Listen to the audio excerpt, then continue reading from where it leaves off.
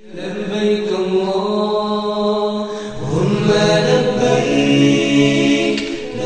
На арабском языке слово «хадж» означает намерение, стремление к чему-либо величественному и почитаемому. По шариату хадж – это намерение дойти до Каабы вместе с исполнением необходимых деяний в особое время с особым намерением и с соблюдением всех необходимых условий.